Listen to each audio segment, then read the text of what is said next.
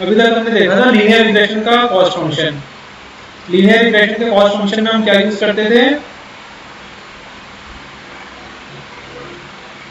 क्या करते थे लीनियर रिग्रेशन के केस में?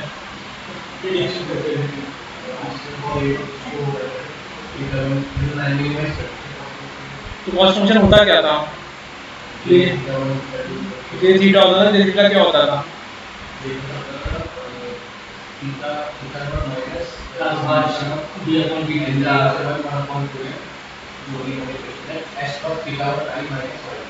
हाँ, तो ये क्या होता है?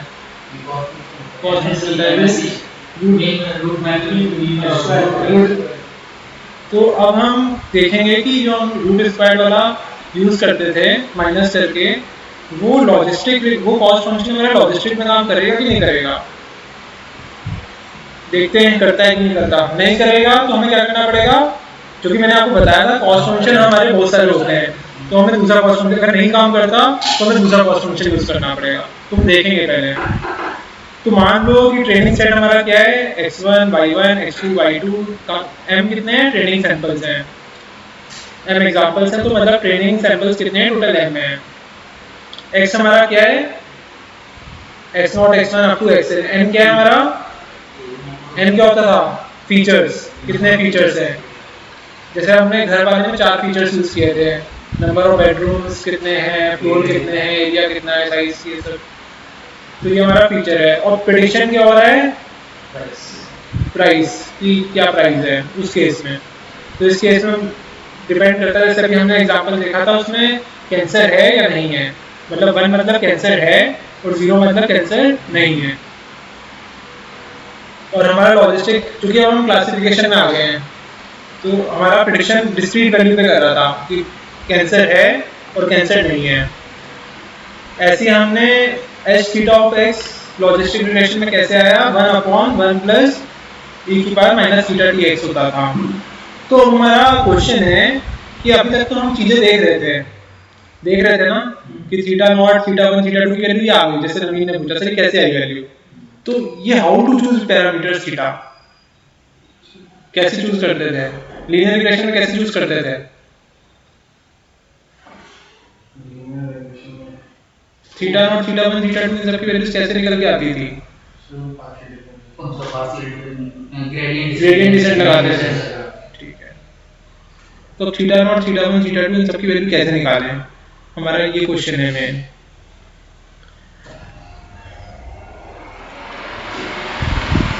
ग्रेडियंट डिसेंट भी कॉस्ट फंक्शन लगाते थे डिफरेंशिएट करके। ठीक है, तो हमारा मेन है कॉस्ट फंक्शन कौन सा यूज करें।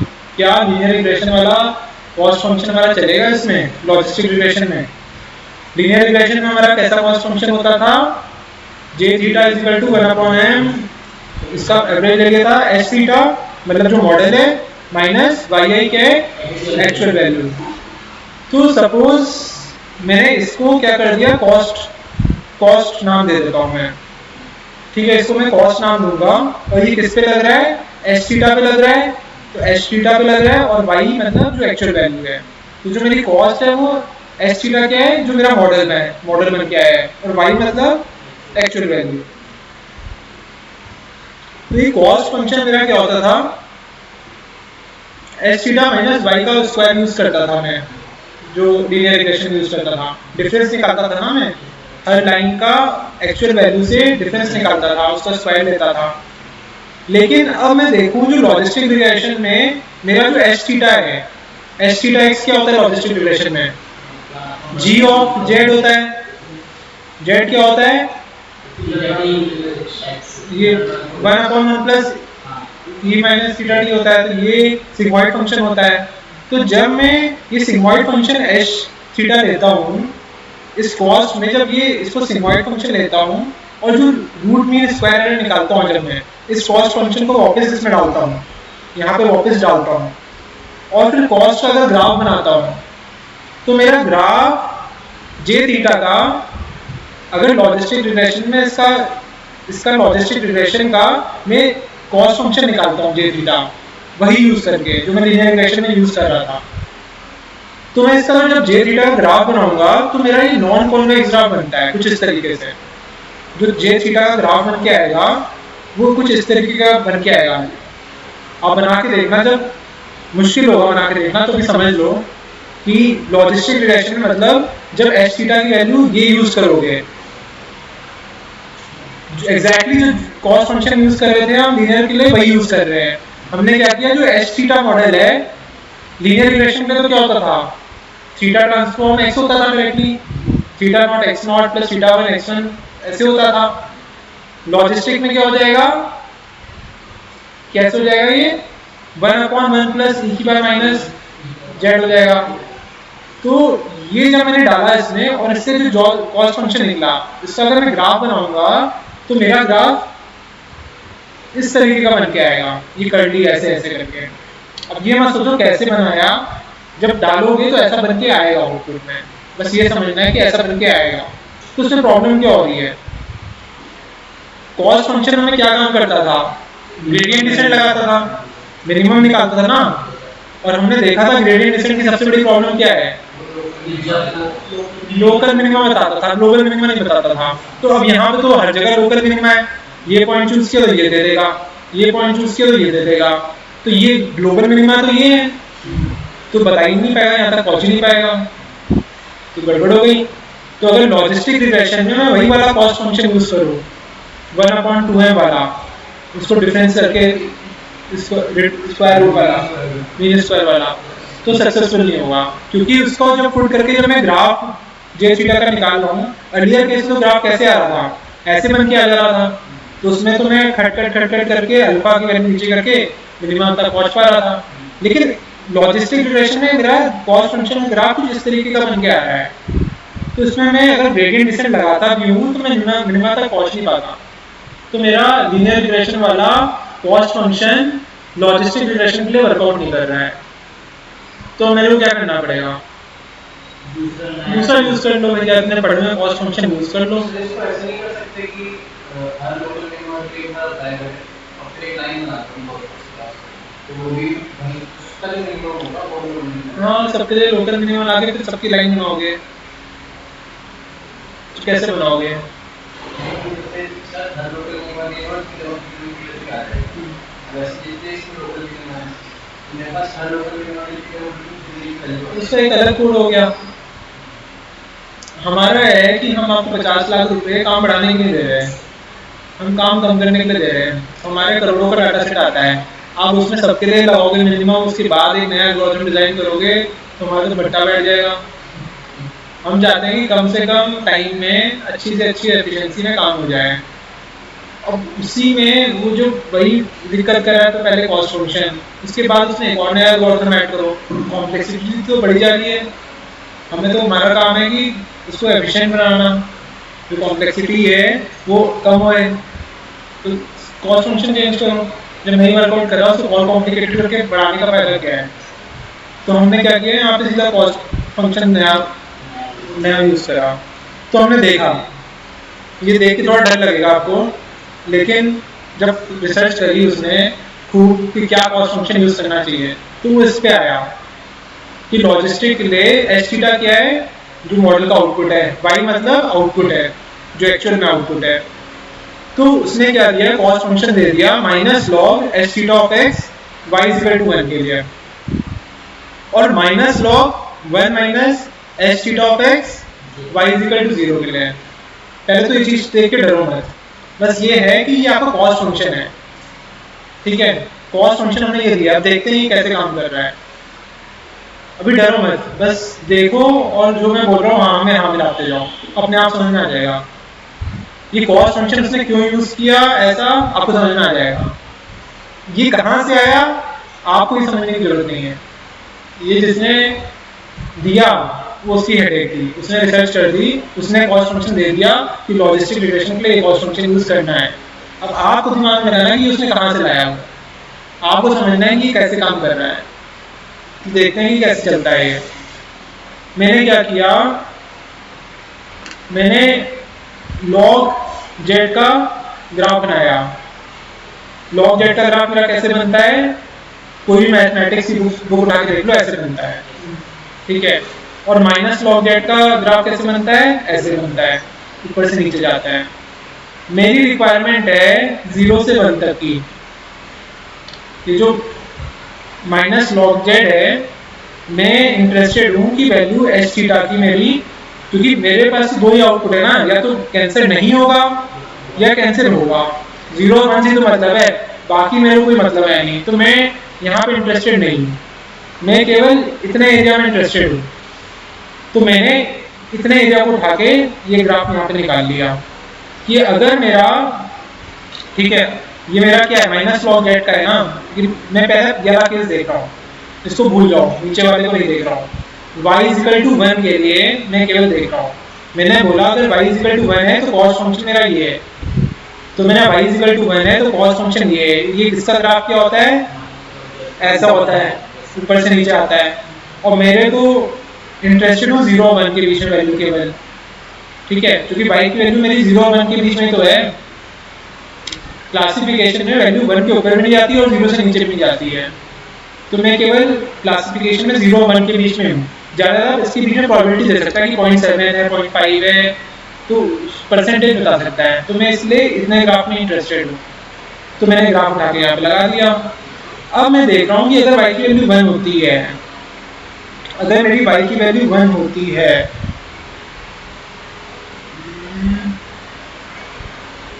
तो मेरा एच थीटा ऑफ एक्स, अगर मेरी y की वैल्यू 1 है और एच थीटा ऑफ एक्स की वैल्यू 1 है, अगर मेरी y की वैल्यू 1 है इस केस में और एच थीटा एक्स की वैल्यू 1 है, तो मेरी कॉस्ट कितनी है, कॉस्ट 0 है, 0 होता है, तो कॉस्ट 0 है। लेकिन अगर मेरी एच थीटा की वैल्यू 0 है, मतलब ये एक्चुअल वैल्यू है, समझने की कोशिश करो, ये एक्चुअल वैल्यू है कि उसको कैंसर है, और आपने प्रेडिक्ट, ये मॉडल प्रेडिक्ट कर रहा है, लॉजिस्टिक ने, मॉडल ने भी प्रेडिक्ट किया उसको कैंसर है और एक्चुअल में भी उसको कैंसर था। तो मॉडल ने सही चीज कर बताई कि गलत चीज बताई, सही बताया। तो मतलब जो कॉस्ट होगी 0 होगी, मतलब एकदम 100% एक्यूरेसी है। मैं कॉस्ट फंक्शन कैसे डिसाइड कर रहा था, ऐसी लाइन खींच रहा था जो बेस्ट आंसर दे, एकदम सही आंसर दे। तो ये एकदम सही आंसर दे रहा है, एक्चुअल में भी 1 है और जो मॉडल है वो भी 1 बता रहा है, तो एकदम सही आंसर दे रहा है। तो कॉस्ट मतलब मिनिमम है ना। पैसे एकदम 0 कर रहा था ना, मशीन लर्निंग में तो कम कर रहा था पैसे, तो कॉस्ट एकदम 0 है, तो ये परफेक्ट है। अब मेरा अगर y की वैल्यू 1 है, मतलब एक्चुअल में तो उसको कैंसर था, एक्चुअल में उसको कैंसर है, और मेरा प्रेडिक्ट कर रहा है कि 0 नहीं है, तो मेरी कॉस्ट क्या हो जा रही है, इनफाइनाइट जा रही है ना, ये इनफाइनाइट पे जा रहा है लॉग 0 के लिए। तो मतलब इनफाइनाइट जा रहा है, मतलब कॉस्ट मेरी इनफाइनाइट हो रही है, मतलब मैं एल्गोरिथम को कह रहा हूँ कि तुमने गलत प्रेडिक्शन किया है, तुम्हारी कॉस्ट एकदम बढ़ा दो। मतलब अगर नवीन ने मेरे को बताया उसको कैंसर नहीं था, उसको कैंसर था, सॉरी उसको कैंसर था, और नवीन अपने एल्गोरिथम से प्रेडिक्ट करके बोल रहा है सर उसको कैंसर नहीं है, अब उसकी तो जान चली जाएगी ना। तो मैं तो नवीन को बाहर निकाल दूंगा। मैंने कहा तुम तो पूरा उल्टा प्रेडिक्शन कर रहे हो, तो मैंने उसको बाहर निकाल दिया। मैंने उसकी कॉस्ट इतनी बढ़ा दी कि बाहर निकल गया यहाँ से, तुमसे इतने पैसे लूंगा पेनल्टी चार्ज करके कि तुमने जितना अभी तक कमाया है वो सारा तुम्हारा चला जाएगा, मैं इसको छोड़ के चला जाएगा। तो ये एक तरीके का है कि अगर वो गलत प्रेडिक्शन दे रहा है तो कॉस्ट आपने एकदम बढ़ा दी है उसकी, तो मतलब वो गलत है, पैरामीटर्स तो गलत है। अब हम देखते हैं जब उसको कैंसर नहीं है, y इक्वल टू 0, जब उसको कैंसर नहीं है, तो हमने क्या किया, minus log 1 minus H theta of x, minus log 1 minus H theta of x या 1 माइनस एक्स, इसका ग्राफ कुछ इस तरीके का बनता है। कोई भी मैथमेटिक्स की बुक्स उठा के देख लेना, बुक उठा के देखना, तो माइनस लॉग 1 माइनस जेड का ग्राफ कुछ इस तरीके का बनता है, 0 और 1 के बीच में इस तरीके का बनता है। मैं इसका डेरिवेशन नहीं करके बता रहा हूँ कि इसका ग्राफ ऐसे ही क्यों बनता है। कोई भी मैथ्स की बुक उठा के देखोगे तो माइनस लॉग 1 माइनस जेड का ग्राफ ऐसे ही बनता है। मैंने क्या किया, अगर एच थीटा ऑफ एक्स 0 है, मतलब जो लॉजिस्टिक रिग्रेशन का मॉडल है वो क्या प्रेडिक्ट कर रहा है, 0, मतलब उसको कैंसर नहीं है, और एक्चुअल में क्या था, नहीं था, तो कॉस्ट कितनी आ गई, 0 आ गई, सही है। और एक्चुअल में उसका आंसर क्या था, नहीं है, मॉडल क्या प्रेडिक्ट करे, है 1, तो कॉस्ट कितनी हो गई, इनफिनाइट हो गई, तो सही चल रहा है कॉस्ट फंक्शन। मतलब अगर मॉडल मेरा सही प्रेडिक्ट कर रहा है तो कॉस्ट 0 करना चाहिए ना। कुल तो हमारा काम ये है कि अगर मॉडल ने सही आउटपुट दिया तो कॉस्ट 0 हो, और अगर मॉडल ने गलत आउटपुट दिया तो कॉस्ट बढ़ा दो, मतलब वो गलत है। हमारा ऑप्टिमाइजेशन क्या था, कॉस्ट को ऑप्टिमाइज कर रहे थे, कॉस्ट कम होनी चाहिए, इसका मतलब मॉडल सही है। तो लॉजिस्टिक रिग्रेशन में इसलिए हमने कॉस्ट फंक्शन क्या किया, ये वाला बनाया। अभी कहाँ से बनाया ये मेरे को भी नहीं पता, जिसने डिस्कवर किया कि लॉजिस्टिक रिग्रेशन के लिए ये कॉस्ट फंक्शन होना चाहिए, अब ये है, हमने बस क्या किया, देखा ये सही है कि गलत है, हमने चेक करके देखा y इक्वल टू 1 था, जब एक्चुअल, ये एक्चुअल वैल्यू है और ये एच थीटा मतलब जो मॉडल ने प्रेडिक्ट किया है, लॉजिस्टिक रिग्रेशन ने जो आउटपुट दिया है, हमने बस देखा y इक्वल टू 1 है, कुल मिला के कॉस्ट कम होनी चाहिए जब सही प्रेडिक्शन हो। तो हमने y इक्वल टू 1 के लिए भी देखा कि जब मॉडल ने 1 प्रेडिक्ट कर रहा है, एक्चुअल में भी 1 है, तो कॉस्ट कितनी है, 0 है। और जब मॉडल एक्चुअल में वैल्यू 1 है और मॉडल क्या प्रेडिक्ट कर रहा है, 0 प्रेडिक्ट कर रहा है, तो कॉस्ट कितनी है, इनफिनाइट है, तो सही है ये। ऐसे ही मैंने y इक्वल टू 0 के लिए चेक किया, तो इसके लिए ये कॉस्ट फंक्शन दे दिया। जैसे उसमें लीनियर में उसका बेसिक कोड फंक्शन भी एक स्पेसिफिक नाम दिया है कि आरएमएस है, इसका कोई नाम नहीं दिया है कि इसका नाम देखना पड़ेगा, जैसे कुछ तो नाम होगा तो पता कैसे है कि ये तो आप मेरे को नहीं पता।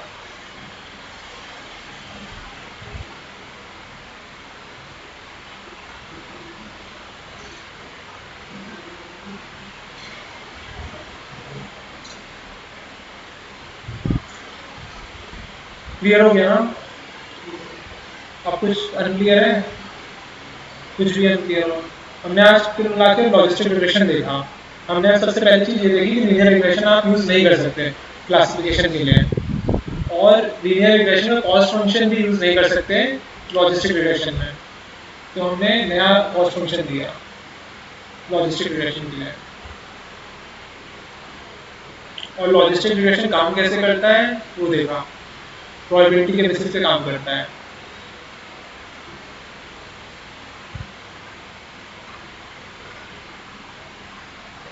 कुछ पूछना चाहते हैं तो पूछ सकते हैं।